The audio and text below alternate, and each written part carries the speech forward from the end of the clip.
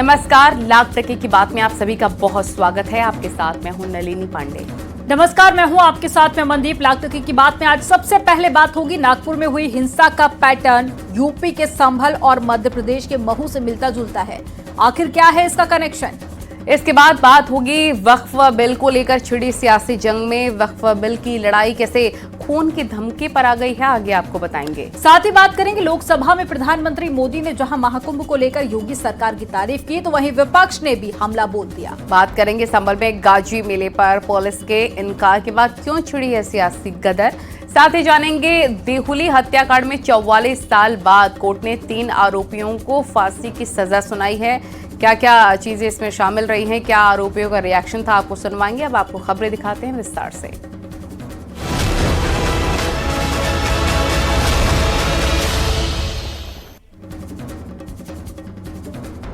नागपुर में सोमवार को हुई हिंसा ने एक बार फिर से सोचने पर मजबूर कर दिया है कि आखिर एक अफवाह से पूरे शहर में हिंसा का दौर कैसे शुरू हो गया। पुलिस पर भी दंगाइयों ने पथराव किया। संभल में 24 नवंबर 2024 को हिंसा हुई थी। विवादित ढांचे के सर्वे को लेकर बवाल हुआ था। उपद्रवियों ने अफसरों, पुलिस बल पर पथराव किया। हिंसा में 4 की मौत, 29 पुलिस वाले घायल हुए थे। मध्य प्रदेश के इंदौर जिले के पास महू में हिंसा भड़की। 10 मार्च को भारत की जीत के जश्न पर बवाल हुआ था और जीत के जुलूस के दौरान हिंसा भड़क गई थी। हिंसा में 10 से ज्यादा लोग घायल हो गए थे। अब नागपुर में एक अफवाह के बाद हिंसा भड़की है। नागपुर के अलग अलग इलाकों में हिंसा का दौर नजर आया है। चेहरा नकाब से ढककर पथराव, आगजनी की गई है। संभल से लेकर मऊ और फिर नागपुर, हिंसा का ये पैटर्न आखिर क्या कहता है, इस रिपोर्ट में देखिए।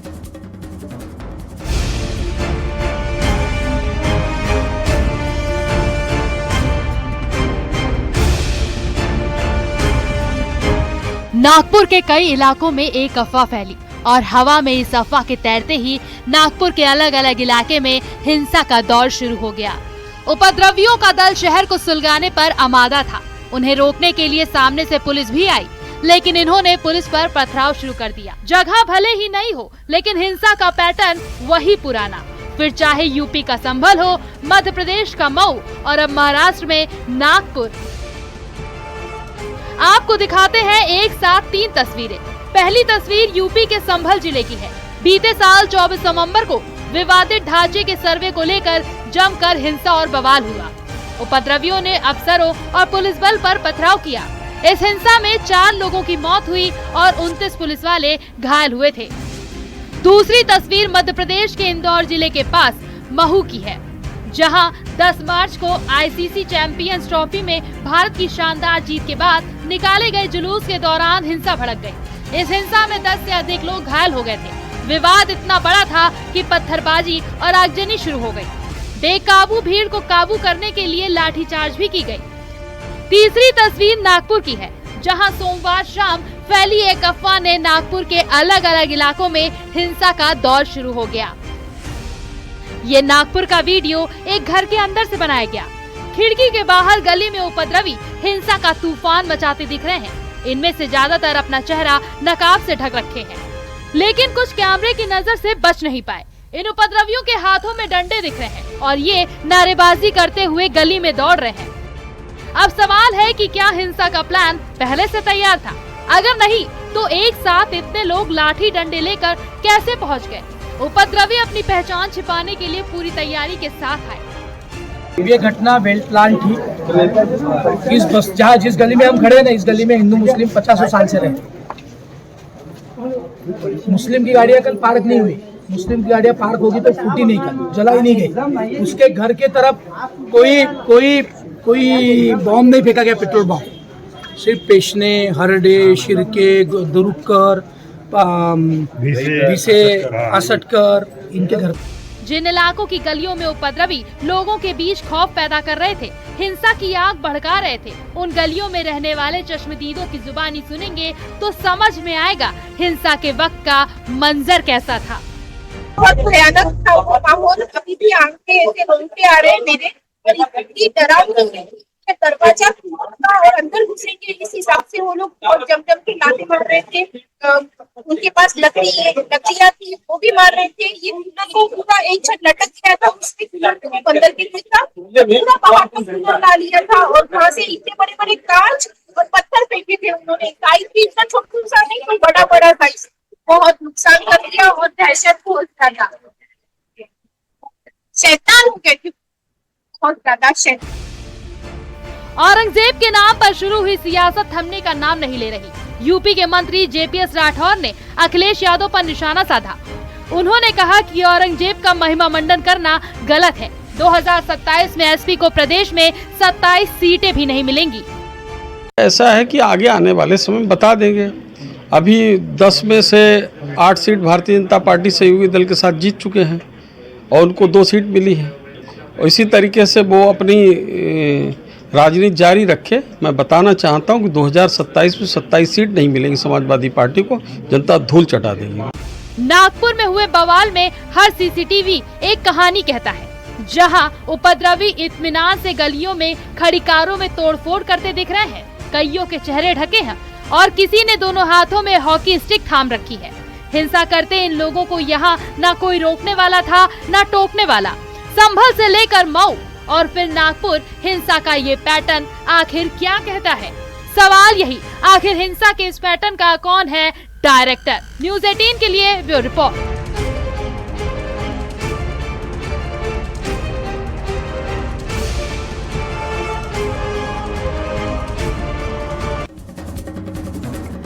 वक्फ संशोधन बिल को लेकर सियासी घमासान जारी है। जेपीसी की चेयरमैन जगदम्बिका पाल के खिलाफ विपक्षी नेता और मौलाना लगातार हमलावर हैं और अब नौबत देख लेने और धमकी देने तक आ गई है। वहीं जगदम्बिका पाल ने भी विपक्ष पर करारा पलटवार किया। उनका कहना है कि बिल का विरोध कर रहा विपक्ष दरअसल मुसलमानों को गुमराह कर रहा है। आपको रिपोर्ट दिखाते हैं।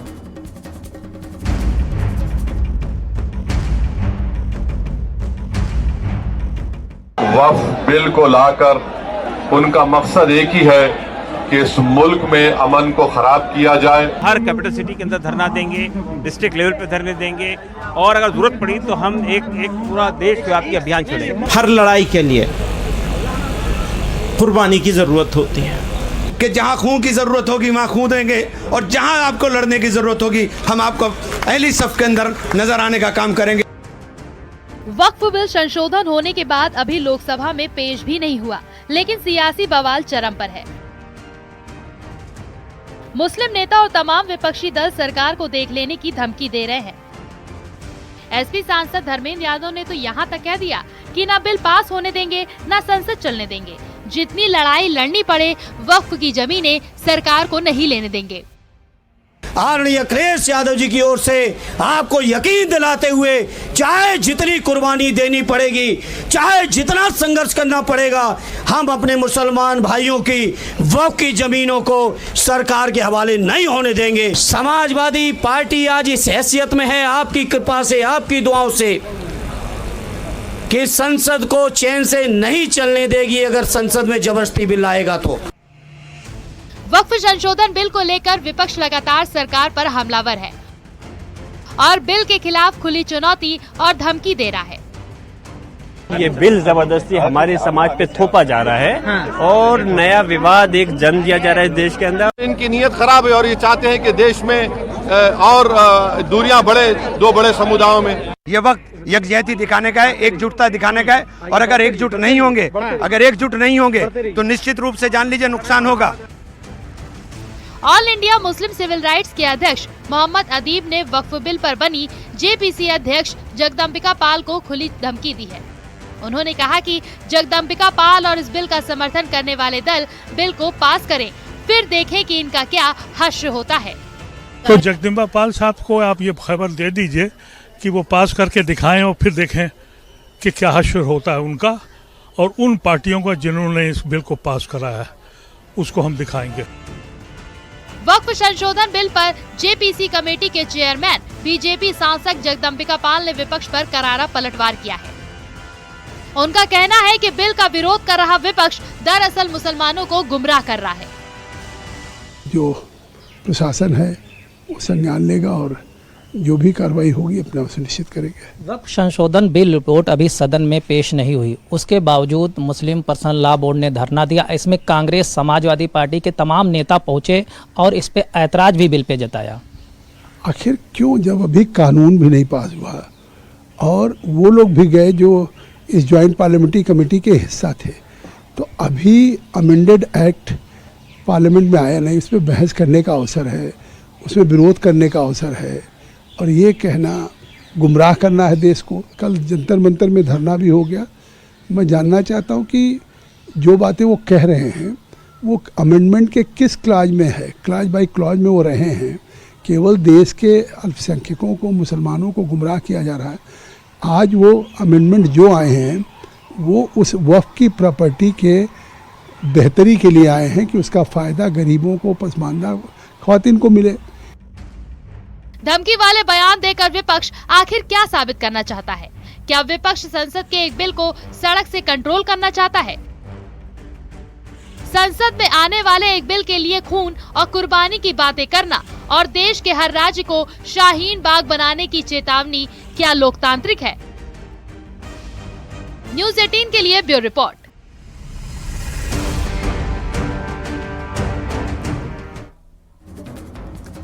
लोकसभा में प्रधानमंत्री मोदी ने प्रयागराज में हुए महाकुंभ को लेकर भाषण दिया, जिसमें उन्होंने महाकुंभ को देश दुनिया का सबसे बड़ा आयोजन बताया और इसकी सफलता के लिए योगी सरकार की तारीफ की। उनके बयान पर नेता प्रतिपक्ष राहुल गांधी ने पलटवार भी किया है। समाजवादी पार्टी के सांसदों ने भी महाकुंभ में हुई भगदड़ में मारे गए लोगों के नाम भी पूछे हैं। देखिए रिपोर्ट।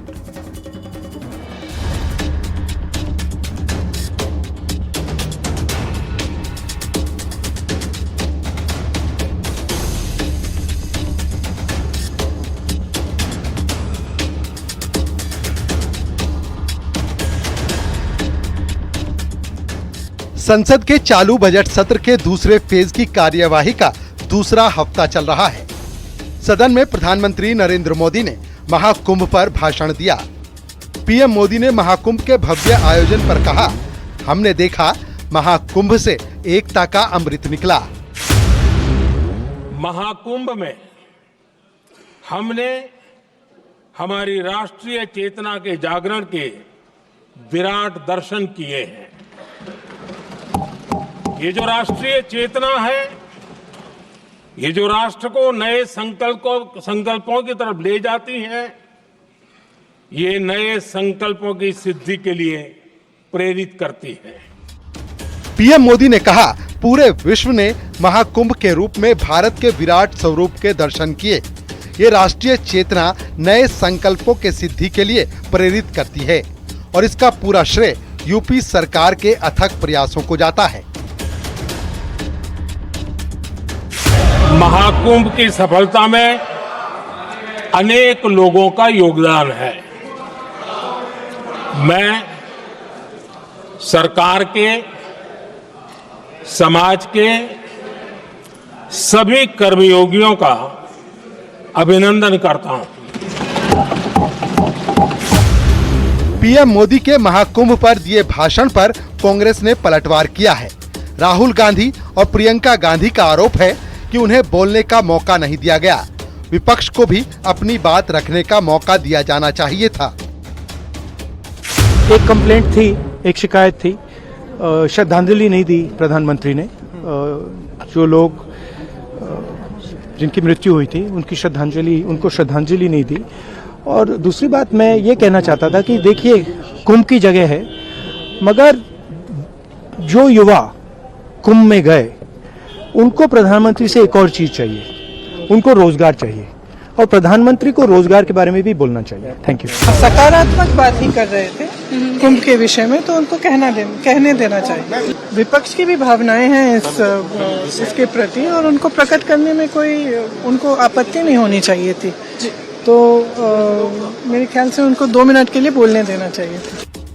वहीं केंद्रीय मंत्री एसपी सिंह बघेल ने कहा कि ये दुनिया के इतिहास का सबसे बड़ा धार्मिक आयोजन था। पीएम मोदी ने इसकी सफलता के लिए सभी के प्रयासों के प्रति आभार व्यक्त किया।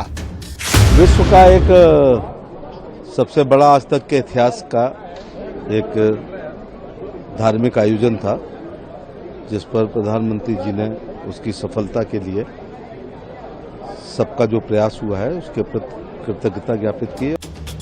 पीएम मोदी के बयान पर समाजवादी पार्टी ने भी सवाल उठाए हैं। सांसद अवधेश प्रसाद और धर्मेंद्र यादव ने कहा कि महाकुंभ में कितने लोग मारे गए, कितने गायब हुए, पीएम मोदी ने इस बात का जिक्र नहीं किया। अच्छा होता कि माननीय प्रधानमंत्री जी आज जब बोल रहे थे सदन में, तो देश के सामने उनको बताना चाहिए था कि कितने लोग महाकुंभ में गायब हुए हैं, कितने लोग फंसे हैं, कितने लोगों को जाने गई है। प्रधानमंत्री जी का वक्तव्य जब खत्म हुआ तो हम लोगों ने इस बात की जरूर मांग की कि कम से कम घायलों की सूची, कम से कम लापता लोगों की सूची, कम से कम मृतक लोगों की सूची तो प्रधानमंत्री जी देते, लेकिन प्रधानमंत्री जी ने केवल अपना वक्तव्य देके सदन से वो चले गए। कांग्रेस सांसद इमरान मसूद का कहना है कि जिन लोगों की मौत हुई, अगर उन्हें श्रद्धांजलि देने के लिए कुछ शब्द कहे होते तो उनके परिवारों को भी शांति मिलती। MS धोनी, हम सब जानते हैं कि वे सिर्फ क्रिकेट प्रशंसकों के लिए ही नहीं बल्कि पूरी दुनिया के लिए एक प्रेरणा स्रोत हैं। वहीं धोनी एक बार फिर से धूम मचाने के लिए तैयार हैं, लेकिन इस बार क्रिकेट के मैदान में नहीं बल्कि उसके बाहर। सूत्रों से पता चला है कि धोनी ने यूरो ग्रिप टायर्स के साथ साझेदारी कर ली है, जो कि वाकई उनकी जिंदगी का एक दिलचस्प मोड़ है। और एक और flash news, euro grip tyres और MS धोनी अब बन चुके हैं हमसफर। ए धोनी, आप देख रहे हैं न्यूज़ 18 उत्तर प्रदेश उत्तराखंड।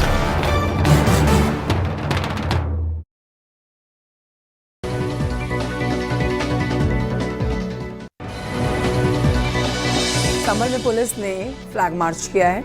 नेजा मेले झंडे के गड्ढे को कराया गया बंद। हिंदुवादी नेता ने कहा, हमारा पर्व ध्वजा मेला हटना चाहिए गुलामी के प्रतीक। संभल में नेजा मेले पर रोक के बाद कड़ी सुरक्षा, मौके पर ASP और CO मौजूद, CCTV में निगरानी रखी जा रही है। संभल में नेजा मेले पर रोक को लेकर बोले हैं कांग्रेस के सांसद इमरान मसूद, गड़े मुर्दों को उखाड़कर नफरत फैलाना समाज के हित में नहीं, ये अपने अपने एजेंडे।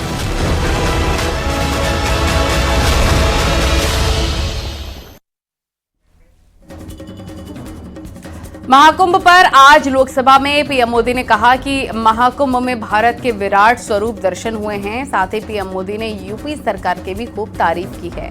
प्रधानमंत्री मोदी के बयान को सीएम योगी आदित्यनाथ ने सोशल मीडिया पर शेयर किया। सीएम योगी ने सोशल मीडिया पर पोस्ट कर कहा कि मैं प्रयागराज महाकुंभ को भी ऐसे ही एक अहम पड़ाव के रूप में देखता हूं, जिसमें जागृत होते हुए देश का प्रतिबिंब नजर आता है। आज भारत का युवा अपनी परंपरा, अपनी आस्था, अपनी श्रद्धा को गर्व के साथ में अपना रहा है और प्रधानमंत्री मोदी को सीएम योगी आदित्यनाथ ने धन्यवाद दिया। तो आपको बता दें कि प्रधानमंत्री नरेंद्र मोदी ने जब महाकुंभ की तारीफ की तो मुख्यमंत्री योगी आदित्यनाथ ने भी अपने विचार व्यक्त किए और साथ ही प्रधानमंत्री नरेंद्र मोदी का भी आभार जताया। इसके साथ ही सीएम योगी आदित्यनाथ ने कहा कि आज का युवा अपनी संस्कृति से भी जुड़ रहा है और यह अपने आप में बेहद खास बात है। तो महाकुंभ का आयोजन हुआ 45 दिन तक, आपने देखा काफी बड़ी चुनौती थी। तो वहीं विपक्ष की तरफ से सवाल भी उठाए जा रहे हैं। महाकुंभ में जब भगदड़ मची थी उस वक्त जो लोग मारे गए थे उनको लेकर भी विपक्ष हमलावर हुआ।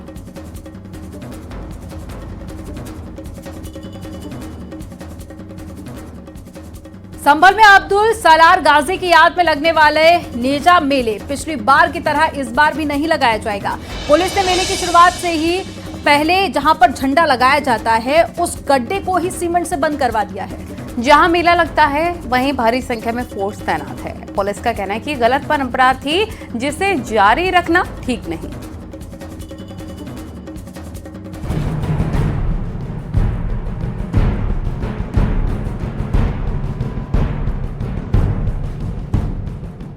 संभल में महमूद गजनवी के भांजे और सेनापति अब्दुल सलार गाजी की याद में लगने वाले नेजा मेले पर विवाद बढ़ता जा रहा है।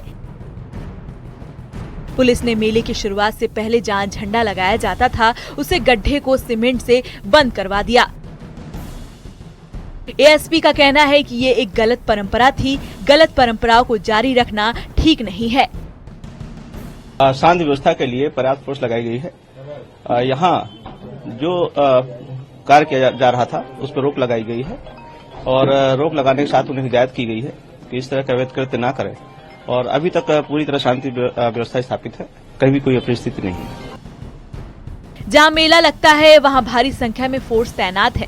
ड्रोन से निगरानी की जा रही है। एएसपी और सीओ ने पीएसी आरआरएफ के जवानों के साथ फ्लैग मार्च भी किया। इससे पहले पुलिस ने मेला आयोजकों को साफ कर दिया था कि किसी लुटेरे और आताताई के नाम पर मेले का आयोजन नहीं होगा। महमूद गजनवी का भांजा था, पता है? भांजा था, पता, इतना पता है ना? जी। इतना पता था? गजनवी लुटेरा था कि नहीं? आप इतिहास तो देखा है। बाहर गजनवी किस लिए इस देश में आया था? जितना मैं पूछ रहा हूँ आप बताओ ना, गजनवी इस देश में किस लिए आया था? सोमनाथ मंदिर को लूटने आया था और इसने सैयद सलार गाजी ने सोमनाथ को लूटा था। इतिहास कहता है, इतिहास अगर आप कहते हो नहीं था तो बताओ कि फिर कौन लूटा था? महमूद गजनवी का सगा भांजा था, उसका सेनापति था, इस देश में लूट मार कत्लेआम किया था। यह इस लुटेरे की याद में किसी भी स्तर के मेले का आयोजन गुनाह है। नेजा कमेटी का कहना है कि अब वो मजिस्ट्रेट के पास जाएंगे, वहां से मदद नहीं मिली तो कोर्ट का दरवाजा खटखटाएंगे। अब हमारा ये रूप रहेगा, जो भी हो हम मजिस्ट्रेट के पास जाएंगे, हमारे सुनेंगे, ना सुनेंगे तो हम कोर्ट में जाएंगे। हमारा मेला जो है, इसे हम ये कोशिश करेंगे कि हमारा मेला जो है बंद नहीं हो। सवाल यही है कि सैयद सालार मसूद गाजी कौन था? महमूद गजनवी की गिनती दुनिया के सबसे क्रूर शासकों में होती है। सैयद सालार मसूद गाजी इसी गजनवी का भांजा था और उसकी सेना का सेनापति भी था। 1001 ईस्वी में दोनों ने भारत की तरफ रुख भी किया था। इसके बाद एक एक कर भारत की हिंदू आस्था पर हमला किया। देखिए, ये वाली बात मैंने पहली बार आज सुनी है कि वो लुटेरे थे या हत्यारे थे, जो भी थे, मुझे इस बारे में जानकारी नहीं है। मैं तो अभी तक यही सुनता रहा हूँ। उनकी न्याज में न्याज भी दिलती है यहाँ पर। अगले 8 दिन में जो इतवार का पीर आता है, आज के बाद उसमें न्याज दिलती है, और ऐसा तो अभी तक मैंने सुना नहीं है। अगर प्रशासन ने सुना है तो प्रशासन ज्यादा जानती होगी, मैं तो इस बारे में नहीं जानता था। प्रशासनिक तौर पर ये सही निर्णय है और ये काम तो विगत आजादी के हिंदुस्तान सन 47 में आजाद हुआ, उसके बाद जो भी दास्ता के प्रतीक थे इनको एबलिशमेंट किया जाना चाहिए और ये दास्ता के प्रतीक अवाकर एबलिश किए जा रहे हैं, ये एक सराहनीय कदम है। पिछले 25 साल के अंदर संभल से 4 किलोमीटर दूर वादी गुम्बद है, वहाँ पर अनलॉफुली मेला असेंबल किया जाने लगा, जिस पर हम लोगों ने पहले भी 90 में 92 में ऑब्जेक्ट किया कि इट इज रॉन्ग प्रैक्टिस भाई था, it is going to be started there. तो ये एबलिशमेंट जरूरी था और ये इसके लिए सब लोग समझ लोग तो सराहनीय हुआ। पुलिस प्रशासन की तरफ से तय कर दिया गया है कि आक्रमणकारी महमूद गजनवी के सेनापति सालार मसूद गाजी की याद में लगने वाला नेजा मेला इस बार नहीं लगेगा। न्यूज़ 18 के लिए ब्यूरो रिपोर्ट। और अभी रुकेंगे छोटे से ब्रेक के लिए। आप देखते रहिए न्यूज़ 18।